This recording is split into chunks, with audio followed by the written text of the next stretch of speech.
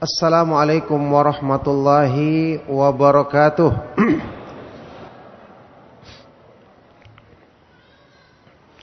Innal hamdalillah nahmaduhu wa nasta'inuhu wa nastaghfiruh wa na'udzu billahi min shururi anfusina wa min sayyiati a'malina. May yahdihillahu fala mudhillalah wa may yudlil fala hadiyalah. Wa asyhadu an la ilaha illallah wahdahu la syarika lah wa asyhadu anna Muhammadan abduhu wa rasuluh. Allahumma salli wa sallim wa barik ala nabiyyina Muhammad wa ala alihi wa sahbihi wa man tabi'ahum bi ihsanin ila yaumiddin, amma ba'du. Alhamdulillah, Bapak-bapak, ibu-ibu, ikhwan dan akhwat jamaah Masjid An-Namirah, hafizakumullah. Alhamdulillah, kita bersyukur kepada Allah Subhanahu wa taala. Di malam hari ini kita dipertemukan di masjid yang mulia ini dalam rangka mensyukuri nikmat Allah Subhanahu wa taala. Apalagi saat ini kita berada di 10 hari awal bulan Dzulhijjah, yang merupakan hari kita disyariatkan untuk berzikir kepada Allah Subhanahu wa taala, membesarkannya, mengagungkan asma-Nya. Dan ini adalah hari-hari yang merupakan musim kebaikan terbesar di dalam Islam. Di dalam hadis yang diriwayatkan oleh Imam Al-Bukhari dari sahabat yang mulia Abdullah bin Abbas radhiyallahu taala anhuma, Rasulullah sallallahu alaihi wasallam bersabda, "Ma min ayyamin al-amalu salihu fiha ahabbu ilallahi min hadhil ayyamil ashar." Tidak ada hari-hari atau musim kebaikan yang ketika itu amalan soleh paling dicintai oleh Allah Subhanahu wa taala dibandingkan 10 hari awal bulan Dzulhijjah. Bapak, Ibu dan jamaah sekalian rahimakumullah, di dalam kajian kita di malam hari ini insyaallah, karena masih erat kaitannya dengan bulan Dzulhijjah yang kita akan hadapi nanti, amalan-amalan besar yang disyariatkan di dalam Islam. Setelah kita sebutkan tadi hadis yang menyebutkan keutamaan 10 hari awal Dzulhijjah, nanti akan ada pelaksanaan salat Idul Adha, kemudian kurban ya pada tanggal 10 Dzulhijjah. Kemudian tanggal 9 ada puasa Arafah dan banyak amal-amal kebaikan. Di sini kita mengingat di dalam sejarah para nabi dan para rasul alaihi wassalatu wassalam adalah tentang kisah Nabi Ibrahim alaihi salatu wassalam. Kita ketahui Nabi Ibrahim alaihi salatu wassalam adalah Khalilullah, kekasih terdekat Allah.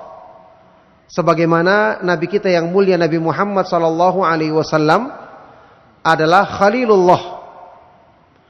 Dalam hadis sahih yang diriwayatkan oleh Imam Muslim, Rasulullah sallallahu alaihi wasallam pernah bersabda, "Innallaha qad ittakhadhani khalilan kama ittakhadha Ibrahim khalilan."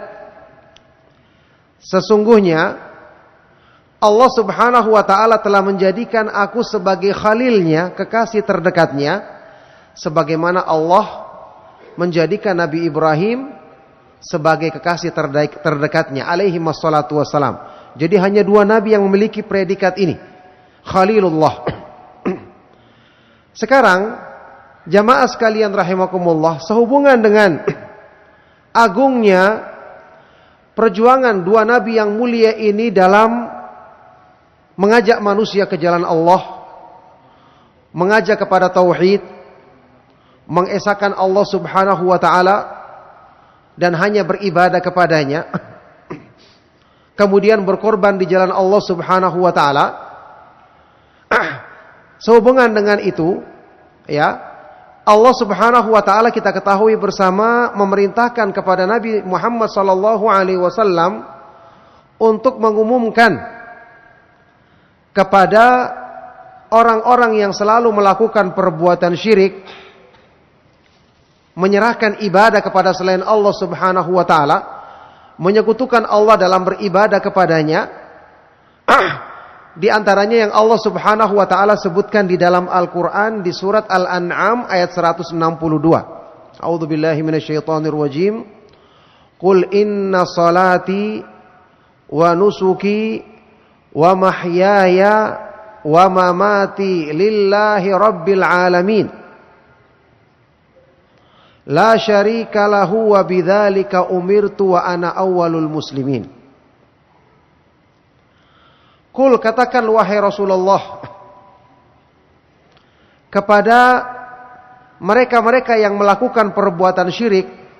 Tentu ini asalnya turunnya ayat ini berhubungan dengan kaum musyrikin Quraisy, tapi kemudian berlaku untuk semua sampai di akhir zaman. Katakan wahai Rasulullah kepada mereka, inna salati, sesungguhnya salatku, wa nusuki, sembelihanku, hewan yang aku sembelih karena Allah, yang aku korbankan di jalan Allah, wa mahyaya, dan hidupku, seluruh hidupku, wa mamati, dan semua kematianku, lillahi rabbil alamin, hanya untuk Allah Subhanahu wa ta'ala semata-mata, hanya untuk Allah Rabb semesta alam semata-mata. La syarika lahu, tidak ada sekutu baginya. Wa bidzalika umirtu wa ana awwalul muslimin, dan dengan inilah aku diperintahkan dan aku adalah orang yang pertama kali berserah diri kepada Allah Subhanahu wa taala. Ini perintah dari Allah agar Rasulullah SAW mengumumkan kepada orang-orang musyrik. Di dalam tafsir Ibnu Katsir, ketika menafsirkan ayat ini, beliau mengatakan, ya'muruhu ta'ala an yukhbiral musyrikin alladzina ya'buduna ghairallahi wa yadhbahuna lismi ghairihi li ghairi ismihi annahu mukhalifun lahum fi dzalik. Di dalam ayat ini Allah memerintahkan kepada nabinya yang mulia Nabi Muhammad sallallahu alaihi wasallam untuk mengumumkan memberitakan kepada orang-orang yang berbuat syirik, yang mereka selalu beribadah kepada selain Allah Subhanahu wa taala, yang mereka adalah orang-orang yang ketika menyembelih sembelihan bukan dengan nama Allah Subhanahu wa taala. Allah perintahkan beliau untuk menyatakan, mengabarkan bahwa Nabi Muhammad sallallahu alaihi wasallam menyelisihi mereka. Tidak seperti mereka dalam perbuatan ini. Berarti jamaah sekalian rahimakumullah, ayat ini menegaskan kepada kita tentang agungnya kedudukan tauhid. Ibadah hanya untuk Allah Subhanahu wa taala semata-mata. Baik itu ibadah yang lahir maupun yang batin. Baik itu salat, puasa, menyembelih sembelihan, bernazar, sujud, dan semua ibadah, termasuk ibadah-ibadah yang penting dalam hati kita, cinta, takut, berharap, bertawakal, dan lain-lainnya. Nah sekarang kita perhatikan ayat yang agung ini berkenaan dengan kewajiban untuk kita menyerahkan ibadah yang dicontohkan dalam ayat ini, dua ibadah yang agung yang cukup mewakili semua ibadah. Karena salat adalah ibadah anggota badan yang paling besar. Kemudian sembelihan adalah ibadah yang berkenaan dengan harta yang paling tinggi kedudukannya. Makanya ini menunjukkan kepada kita bahwa dua ibadah ini adalah ibadah yang kedudukannya sangat agung, sampai kita ketahui di dalam Al-Quran disebutkan orang yang melaksanakan sembelihan karena Allah Subhanahu wa taala, maka perbuatan ini melambangkan ketakwaan di dalam hatinya. menunjukkan adanya ketakwaan dari yang bersumber dari dalam hatinya. Allah Subhanahu wa taala berfirman di surat Al-Hajj, "Dzalika wa may yu'azzim sya'airallahi fa innaha min taqwal qulub."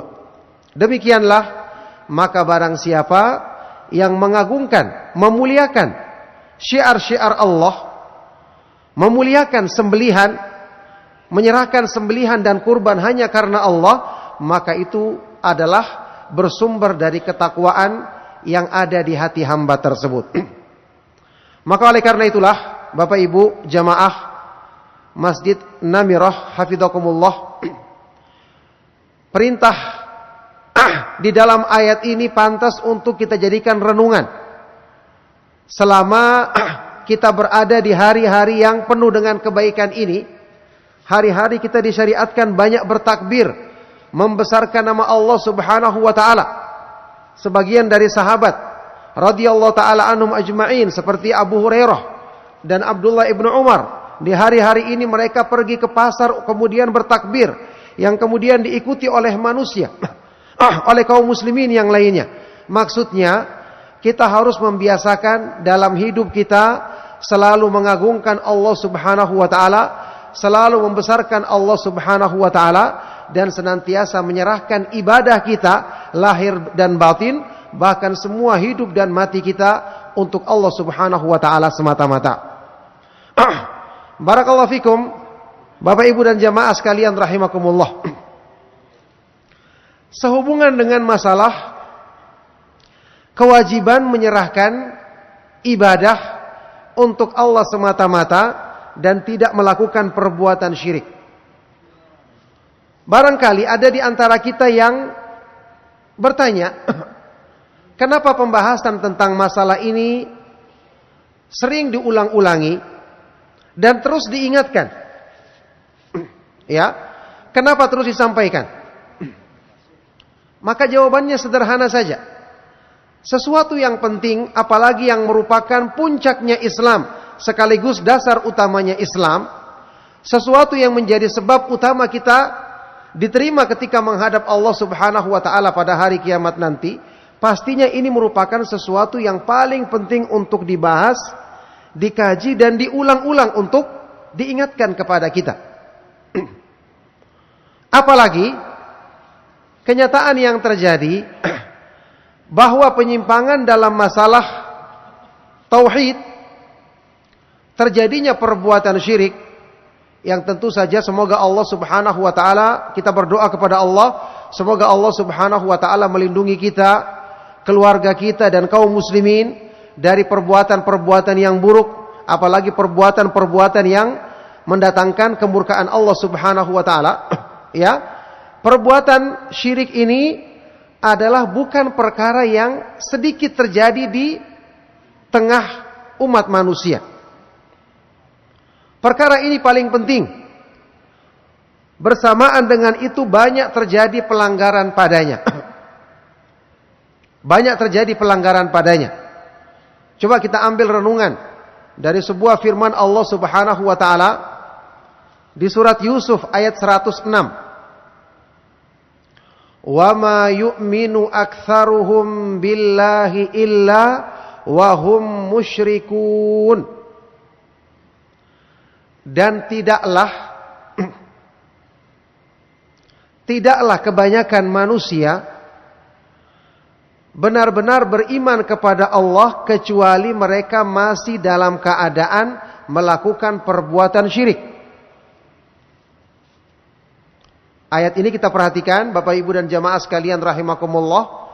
Disebutkan di ayat ini aktsaruhum, kebanyakan, bukan sekedar banyak, yakni mayoritas.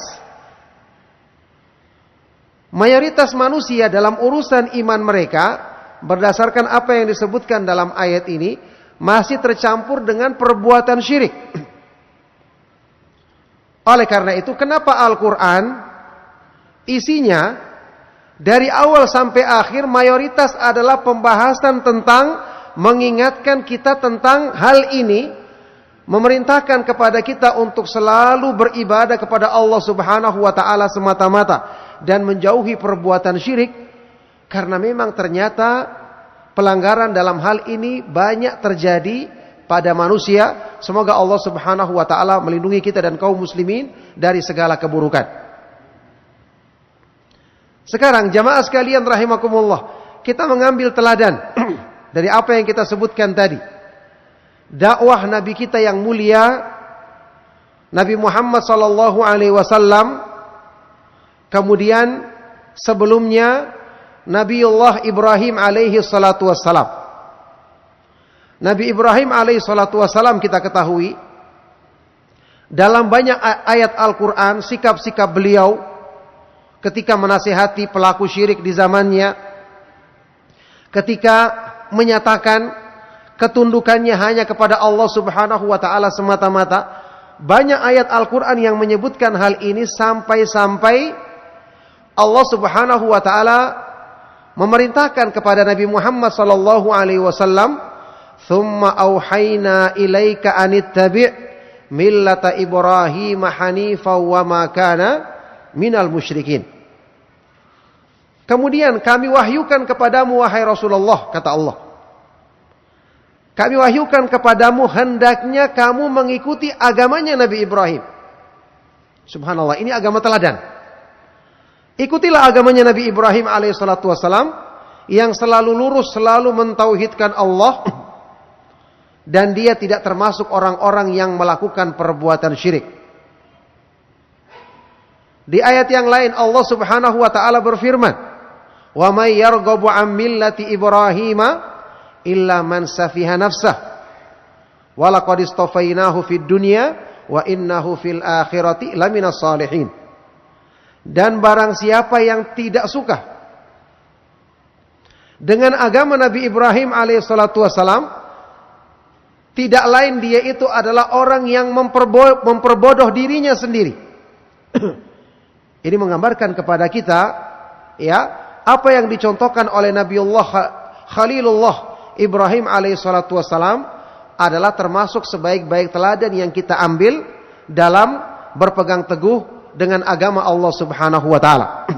Sekarang kita lihat jamaah sekalian rahimakumullah. Nabi Ibrahim alaihissalatu wassalam menyebutkan ketika berdoa kepada Allah Subhanahu wa taala.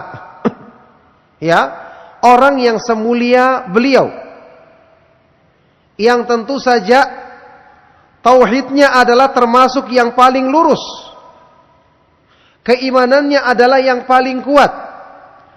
Bersamaan dengan itu disebutkan di dalam Al-Quran di surat Ibrahim, dia berdoa meminta kepada Allah Subhanahu wa taala, "Wa idz qala Ibrahimu Rabbi ij'al hadzal balada amina wajnubni wa baniya an na'budal asnam." Dan ingatlah, kita perhatikan, ingatlah ketika Nabi Ibrahim alaihissalatu wassalam berdoa kepada Allah, "Ya Allah, jadikanlah negeri ini, negeri Mekah, sebagai negeri yang aman, serta jauhkanlah diriku dan keturunanku dari menyembah atau beribadah kepada berhala, sembahan-sembahan yang disembah selain Allah Subhanahu wa taala." Nabi Ibrahim alaihissalatu wassalam, kita tahu keturunannya adalah nabi-nabi yang mulia. Nabi Ishak, kemudian Yakub, ya, yang kemudian keturunannya adalah Bani Israel. Kemudian Nabi Ismail, yang kemudian nanti keturunannya adalah Nabi Muhammad sallallahu alaihi wasallam. Ya. Bersamaan dengan itu beliau berdoa dengan doa seperti ini. "Ya Allah, jauhkanlah diriku dan keturunanku dari menyembah berhala." Kalau Nabi Ibrahim saja berlindung kepada Allah dari perbuatan syirik, maka kita yang tentu akidah kita tidak ada yang menjamin. Ya, keimanan kita tentu masih banyak kelemahan dan kekurangan. Pelanggaran terhadap masalah tauhid masih sangat mungkin kita lakukan. Nah, kalau ini Nabi Ibrahim mencontohkan doa yang seperti ini, harusnya lebih pantas lagi kita untuk berlindung kepada Allah, merasa takut dan mengkhawatirkan diri kita terjerumus ke dalam perbuatan yang bisa menggugurkan amal ini, bahkan bisa menjadi sebab kekal di dalam neraka. Na'udzubillahi min dzalik. Walaqad uhiya ilaika wa ilal ladzina min qablika la in asyrakta la yahbatanna amaluka wa la takunanna minal khasirin. Sungguh telah diwahyukan kepadamu wahai Rasulullah dan kepada nabi-nabi sebelummu, kalau kamu berbuat syirik maka akan gugur semua amal-amalmu, binasa semua amal-amalmu, dan kamu akan termasuk orang-orang yang merugi. Jadi ini contoh seorang yang faham agama pasti akan mengkhawatirkan kebaikan agamanya hilang. Makanya dia berlindung kepada Allah, karena yang maha kuasa menjaga segala kebaikan dalam diri kita hanya Allah. Yang maha kuasa menyelamatkan kita dari segala keburukan hanya Allah subhanahu wa ta'ala. Oleh karena itu, ayat ini tentang doanya Nabi Ibrahim tadi disebutkan dalam kitab yang membahas tentang tauhid. Ya, tulisan Asy-Syaikh Al-Imam Muhammad bin Abdul Wahhab At-Tamimi rahimahullahu taala, disebutkan di dalam bab al-khaufu minasyirki. Bab takut terjerumus ke dalam perbuatan syirik. Maksudnya rasa takut ini menjadikan kita apa? Berlindung kepada Allah, bersungguh-sungguh. Tidak meremehkannya. Karena tentu saja syaitan, iblis dan bala tentaranya tidak akan tinggal diam. Dia akan selalu berusaha menggoda manusia dari semua kebaikan. Apalagi kebaikan terbesar yang kita miliki, yaitu akidah yang benar, tauhid, selalu mengesahkan Allah subhanahu wa ta'ala dalam beribadah dan tidak menyekutukannya. Nabi kita yang mulia, Nabi Muhammad sallallahu alaihi wasallam, jemaah sekalian rahimakumullah, Nabi Muhammad sallallahu alaihi wasallam telah menegaskan di dalam hadis yang diriwayatkan oleh Imam Al-Bukhari dalam kitab Al-Adabul Mufrad, dan ini dinyatakan hadis yang sahih oleh para ulama, ketika Rasulullah sallallahu alaihi wasallam bersabda kepada sahabat yang mulia Abu Bakar As-Siddiq radhiyallahu taala anhu, la syirku fikum akhfa min dabibin naml. Sungguh perbuatan syirik di kalanganmu, di kalangan umat ini, lebih samar daripada merayapnya seekor semut. Perbuatan syirik ini dosa yang paling besar, disifati oleh Rasulullah SAW samarnya, merayap di tengah umat ini seperti merayapnya seekor semut. Menunjukkan ini perkara yang samar. Di hadis inilah kemudian Rasulullah sallallahu alaihi wasallam mengajarkan kepada sahabat Abu Bakar As-Siddiq radhiyallahu taala anhu dengan doa untuk menyelamatkan kita dari ancaman syirik yang demikian samar ini. Doa yang diajarkan dalam hadis yang sahih ini, Allahumma inni a'udzubika an usyrika bika syai'an wa ana a'lamu wa astaghfiruka lima la a'lam. Ya Allah, sesungguhnya aku berlindung kepadamu dari perbuatan menyekutukanmu, berbuat syirik dalam keadaan saya mengetahuinya, dan aku berlindung kepadamu dari perbuatan dosa ini yang aku tidak ketahui.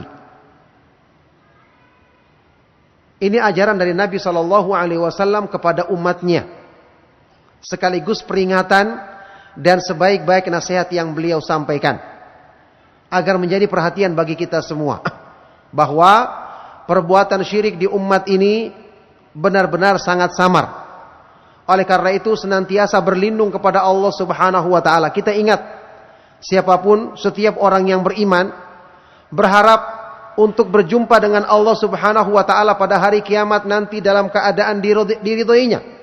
Dan Allah subhanahu wa ta'ala telah mensyaratkan perjumpaan dengannya hanyalah bagi orang-orang yang beribadah dengan benar kepada Allah subhanahu wa ta'ala dalam keadaan tidak berbuat syirik menyekutukannya dalam mengamalkan ibadah tersebut.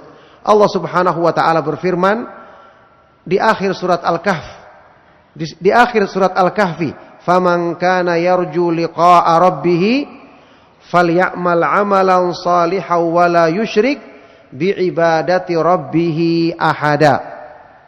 Maka barang siapa yang mengharapkan perjumpaan dengan Allah Subhanahu wa taala pada hari kiamat nanti di surga. Barang siapa yang mengharapkan perjumpaan dengan Allah Subhanahu wa taala, falyamal amalan salihah, hendaknya dia mengamalkan amalan soleh dan janganlah dia menyekutukan Allah Subhanahu wa taala kepada sesuatu apapun dalam beribadah kepadanya. Maka ini merupakan hal yang harusnya berusaha untuk dipenuhi oleh setiap orang yang beriman kepada Allah Subhanahu wa taala agar dia berjumpa Allah Subhanahu wa taala pada hari kiamat nanti dalam keadaan Allah Subhanahu wa taala ridha kepadanya. Barakallahu fikum. Bapak Ibu dan jamaah sekalian rahimakumullah. Perbuatan syirik menyekutukan Allah Subhanahu wa taala, tentu ini perkara yang banyak di antara kita yang telah sering mendengarkan peringatan tentangnya. Karena ayat-ayat Al-Quran sering menyebutkan peringatan tentang hal ini, dan ini termasuk peringatan yang paling banyak disebutkan di dalam Al-Quran. Karena ini berarti merupakan petunjuk yang paling penting untuk kita ketahui. Allah Subhanahu wa taala berfirman, "Wa qadha rabbuka alla ta'budu illa iyyahu wa bil walidaini ihsana." Dan Allah Subhanahu wa taala memerintahkan agar janganlah kalian menyembah kecuali kepada Allah Subhanahu wa taala semata-mata, dan hendaknya kalian berbuat baik kepada kedua orang tua. Sekarang kita perhatikan, jamaah sekalian rahimakumullah, apa sebabnya perbuatan syirik itu masih banyak terjadi di tengah umat? Ya, apa sebabnya penyimpangan yang berupa kesyirikan ini demikian samar menyusup di tengah umat ini seperti yang diberitakan di dalam hadis tadi, lebih samar daripada merayapnya seekor semut. Ini perlu kita sebutkan agar kita mengetahui yang ini menjadikan kita waspada untuk diri kita sendiri. Sekarang kita perhatikan perbuatan syirik menyekutukan Allah Subhanahu wa taala terjadi pada diri manusia disebabkan tentu saja setelah taufik dari Allah Subhanahu wa taala. Ketika manusia jauh dari taufik Allah Subhanahu wa taala, disebabkan mungkin karena dia yang tidak berusaha dekat dengan agama, sering mendengarkan nasihat-nasihat, ceramah-ceramah yang bermanfaat, dia tidak berusaha membaca Al-Quran dan merenungkan isinya, sehingga dia jauh dari taufik dari Allah Subhanahu wa taala. Nah, sekarang kita perhatikan. Kalau kita merujuk kepada keterangan para ulama tentang dasar atau pondasi utama syirik, agar nanti kita hubungkan dengan apa yang terjadi pada diri manusia, sehingga kenapa kok mereka mudah terjerumus ke dalam perbuatan syirik dan sangat samar di kalangan mereka. Ada pernyataan dari seorang ulama besar, Syekhul Islam Abul Abbas Ibnu Taimiyah rahimahullah ta'ala. Di dalam kitab Majmu' Fatawa, beliau pernah mengatakan seperti ini. Inna asla syirki wa qaidatahu allati buniya 'alaiha at-ta'alluqu bi ghairillah. Sesungguhnya asal atau dasar, akar kesyirikan dan qaidatahu, landasannya, yang semua bangunan syirik dibangun di atasnya, ya. Jadi pondasinya syirik, akarnya syirik itu adalah apa? At-ta'alluqu bi ghairillah, yaitu ketergantungan, keterkaitan kepada selain Allah. Bersandar hati kepada selain Allah.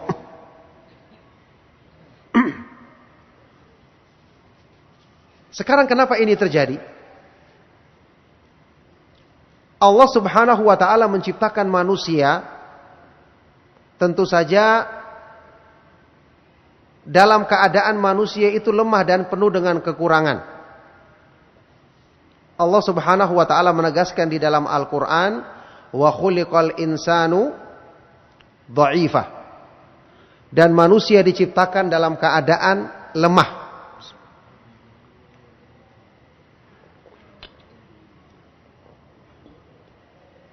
Artinya, sebagai makhluk yang lemah, pasti manusia akan mencari sebab-sebab yang menguatkan dirinya.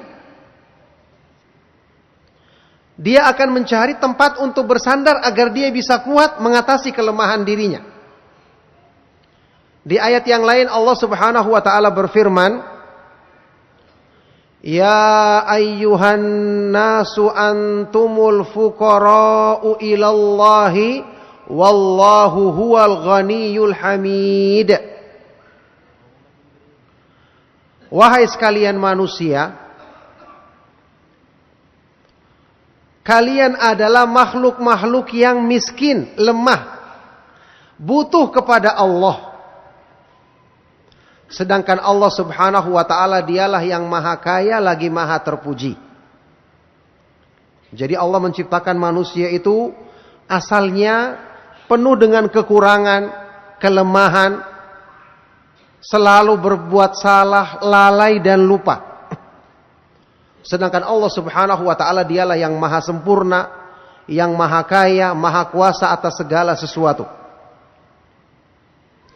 Nah, disinilah ketika manusia lahir di muka bumi ini, dengan rahmat Allah, Allah berikan padanya fitrah, yakni kecenderungan untuk mencari dan mengenal penciptanya. Rasulullah SAW bersabda, "Kullu mauludin yuladu alal fitrah, fa'abawahu yuhawidanihi au yunassiranihi au yumajjisanihi." Hadis riwayat Bukhari Muslim. Semua bayi yang dilahirkan di muka bumi ini di atas fitrah, yakni cenderung kepada Islam yang benar, cenderung kepada iman, kepada tauhid. Tapi kemudian kedua orang tuanya yang menjadikan dia Yahudi, Nasrani atau Majusi. Ini kecenderungan. Karena dengan kecenderungan ini, ketika manusia berusaha mengenal Allah, mengenal sifat-sifat kemahatinggian dan kemahabesarannya, dia akan menemukan tempat bersandar yang tepat, yang bisa memenuhi segala kebutuhan dan hajatnya. Makanya ketika seorang manusia besar di tempat yang terbiasa mendengarkan bimbingan Islam, mendengarkan pengajaran Al-Quran, mengenalkan tentang Allah, sifat-sifat kesempurnaannya, sifat-sifat yang maha tingginya, maka kebutuhan terbesar dalam hatinya tadi, yaitu mencari tempat bersandar, akan teratasi dengan dia mengenal Allah Subhanahu wa taala. Maka dia akan selalu hanya berdoa meminta kepada Allah Subhanahu wa taala, beribadah pun hanya selalu kepada Allah Subhanahu wa taala. Makanya ini merupakan inti ajaran Islam, sebagaimana yang Allah Subhanahu wa taala sebutkan di dalam surat Al-Fatihah, "Iyyaka na'budu wa iyyaka nasta'in." Hanya kepadamu-lah ya Allah kami menyembah, dan hanya kepadamu-lah kami memohon pertolongan. Ingat, ayat ini terdapat di dalam surat Al-Fatihah. Apa kedudukannya surat Al-Fatihah dibandingkan surat-surat dalam Al-Quran? Surat Al-Fatihah adalah surat yang paling agung. Surat yang paling agung, bahkan dibandingkan dengan semua yang pernah diturunkan di dalam kitab-kitab sebelumnya.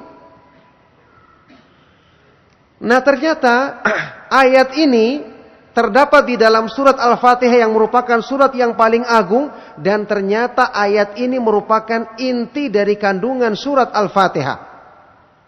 Salah seorang ulama salaf di dalam tafsir Ibnu Katsir menyatakan tentang ayat ini, dinukil dalam tafsir tersebut, "Suratul Fatihati sirrul Qur'an wa sirruha hadhil kalimah." Surat Al-Fatihah itu adalah inti kandungan semua Al-Quran. Ya, jadi Al-Quran inti kandungannya semua terdapat dalam surat Al-Fatihah. Dan inti kandungan surat Al-Fatihah terdapat di ayat ini.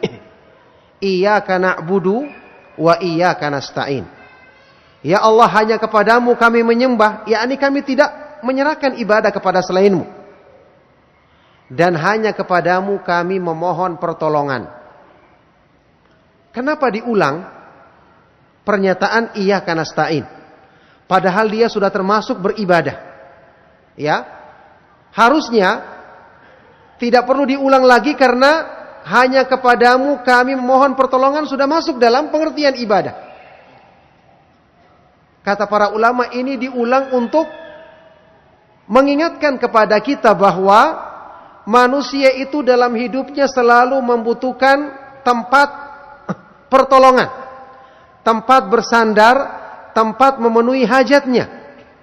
Dan itu hanya ada pada Allah Subhanahu wa taala, karena Allah Subhanahu wa taala maha sempurna sifat-sifatnya, maha kuasa atas segala sesuatu, maha kuat dan maha perkasa, sehingga sewaktu kita membutuhkan rezeki, maka dia adalah Ar-Razzaq, maha pemberi rezeki. Semua perbendaharaan ada di tangannya. Sewaktu kita membutuhkan perlindungan, maka dia yang maha kuat dan maha perkasa. Kita membutuhkan hidayah, maka dia adalah Al-Hadi, pemberi hidayah. Dan semua kebaikan ada di tangannya. Oleh karena itu beruntung seorang hamba yang hidup di lingkungan yang bisa mengenalkan dia tentang Allah. Yang bisa mengajak dia untuk senantiasa beribadah kepada Allah. Yang bisa menjadikan hatinya mengenal sebab ketenangannya, sebab kedamaian jiwanya. Allah Subhanahu wa taala berfirman, "Ala bidzikrillahi tatmainnul qulub." Ketahuilah dengan berzikir kepada Allah, hati manusia akan menjadi tenang. Baik, Bapak Ibu dan jamaah sekalian rahimakumullah. Sekarang sebaliknya. Ketika seseorang tidak mengenal kebaikan ini, tetap dia lahir dalam keadaan fitrah asalnya, tapi syaitan akan berusaha memalingkan dia dari fitrah yang lurus. Oleh karena itu, dalam sebuah hadis yang sahih yang diriwayatkan oleh Imam Muslim, hadis kursi, Allah Subhanahu wa taala berfirman, "Inni khalaqtu ibadi hunafa'a thumma innahu atathumus syayatinu fajtalathum an dinihim." Sesungguhnya aku menciptakan hamba-hambaku semua dalam keadaan hanif. Hanif ini artinya lurus dan cenderung kepada tauhid. Ya, selalu menghadapkan diri kepada Allah dan berpaling dari selainnya. Itu namanya hanif. Aku ciptakan hambaku dalam keadaan hanif, tapi kemudian syaitan mendatangi mereka dan memalingkan mereka dari fitrah Allah yang lurus itu. Subhanallah, ini hikmahnya kenapa di dalam syariat Islam Rasulullah SAW mengajarkan kepada kita petunjuk kebaikan yang berhubungan dengan kelahiran bayi, ya, dari hari pertama, hari ke-7 dan seterusnya, sampai kemudian pendidikan dengan baik dan seterusnya. Ini semua hikmahnya adalah termasuk untuk memudahkan kita melawan tipu daya dan godaan syaitan untuk menjaga anak kita tetap di atas fitrahnya. Taib jemaah sekalian rahimakumullah. Sekarang ketika syaitan berusaha memalingkan manusia dari fitrahnya ini, maka yang dilakukannya adalah dengan merusak tauhidnya, dengan menjadikan manusia itu mencari tempat bersandar selain Allah Subhanahu wa taala. Karena dia tidak mengenal Allah, jadilah dia akan mendatangi tempat atau apapun yang dianggap bisa memenuhi hajatnya tadi. Sudah kita bahas tadi, asalnya manusia lemah dan penuh dengan kekurangan.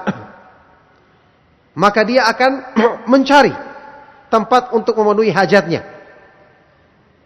Ketika dia melihat orang-orang di sekitarnya, misalnya ada yang datang ke berhala, meminta-minta di patung atau berhala sebagaimana di kalangan orang-orang Arab jahiliyah dulu, maka dia menyangka, oh disinilah tempat saya bisa memenuhi hajatku. Jadilah dia berbuat syirik dengan menyembah berhala.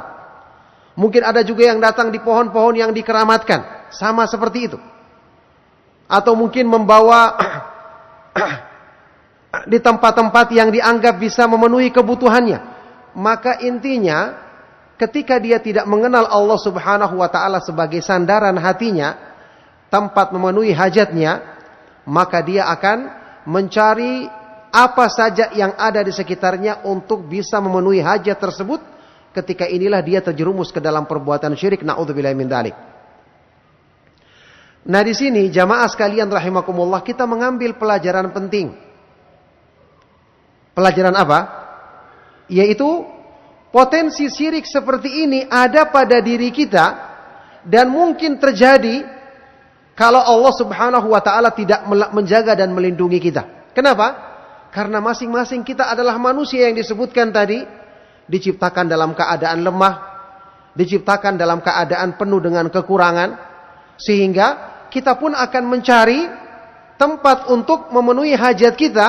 Kalau kita tidak mengenal Allah, maka kita akan terjerumus ke dalam mencari pemenuhan hajat terhadap benda-benda atau apapun yang ada di sekitar kita. Jadi begini maksudnya, ya, perbuatan syirik mungkin terjadi pada diri orang-orang yang hidupnya di kota. Mungkin dia tidak menyembah berhala, tidak mendatangi pohon yang dikeramatkan. Tapi bisa jadi ketika dalam kehidupannya sehari-hari, misalnya dia bergantung dengan sesuatu secara berlebihan, akhirnya hatinya terikat di situ, maka dia akan terjerumus ke dalam perbuatan syirik. Maka oleh karena itu, ini menjadikan kita sekali lagi selalu berlindung kepada Allah Subhanahu wa ta'ala, karena potensi kesyirikan ini bisa terjadi pada diri siapa saja. Ingat Rasulullah SAW yang mengatakan tadi bahwa asyirku fi ummati akhfa min dabibin namal.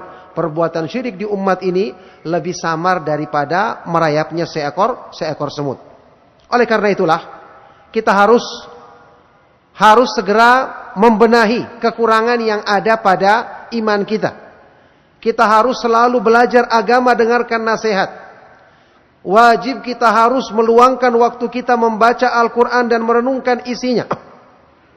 Dan termasuk yang paling penting untuk kita pelajari dalam agama kita adalah mengenal nama-nama Allah Subhanahu wa ta'ala yang maha indah dan sifat-sifatnya yang maha tinggi dan maha sempurna, supaya hajat di hati kita terpenuhi. Sehingga hati kita hanya semata-mata ketika berhadapan dengan segala hajat dan kebutuhannya, maka dia akan langsung menghadap kepada Allah Subhanahu wa ta'ala. Makanya di antara nama Allah Subhanahu wa ta'ala yang maha indah adalah As-Samad. Qul huwallahu ahad, Allahus samad. Katakanlah dialah Allah yang maha esa, yang maha tunggal. Allah adalah As-Samad. As-Samad diambil dari kata-kata dalam bahasa Arab, artinya yasmudu ilaihil khalaiqu bihawaijihim. Semua makhluk akan senantiasa menghadapkan diri kepadanya, menghadapkan hati kepadanya dalam segala hajat dan kebutuhan mereka. Karena hati manusia meyakini semua hajat yang dibutuhkannya ada pada Allah Subhanahu wa ta'ala. Dia membutuhkan rezeki yang halal, maka Allah Subhanahu wa ta'ala di tangannya lah semua perbendaharaan langit-langit dan bumi. Dia membutuhkan penjagaan dari segala keburukan, maka Allah Subhanahu wa ta'ala Al-Qawiyyu yang maha kuat, Al-Aziz yang maha perkasa, Al-Hafidh yang maha sempurna penjagaannya. Apa saja yang kita butuhkan, semua ada pada Allah Subhanahu wa ta'ala.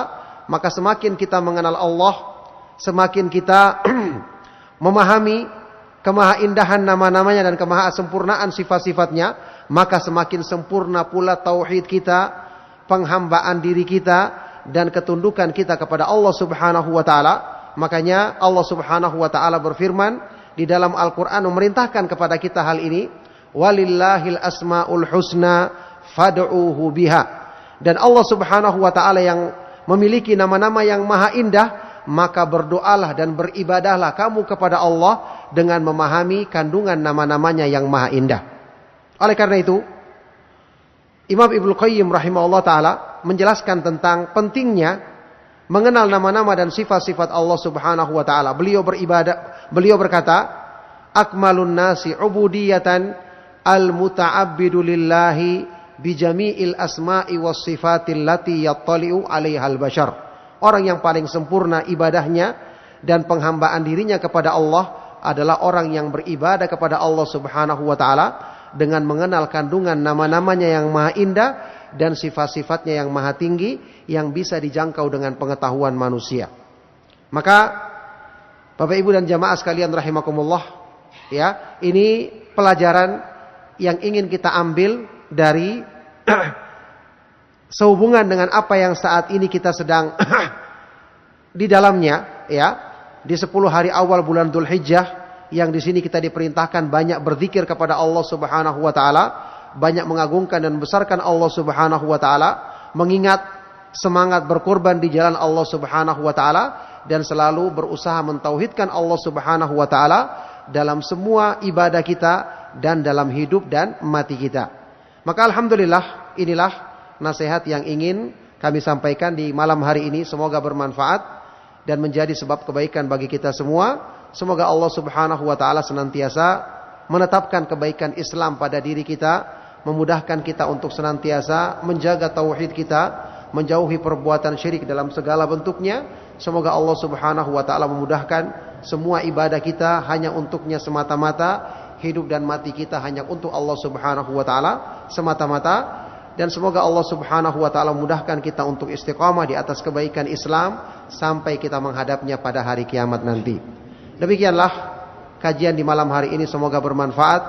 Jazakumullahu khairan bagi antum semua yang hadir di dalam pengajian di malam hari ini, dan tentu ucapan jazakumullahu khairan lebih khusus kita sampaikan kepada takmir dan pengurus Masjid Namirah yang telah menyelenggarakan acara yang semoga menjadi sebab diberatkannya timbangan amal mereka dan kita semua pada hari kiamat nanti ketika kita menghadap Allah Subhanahu wa taala.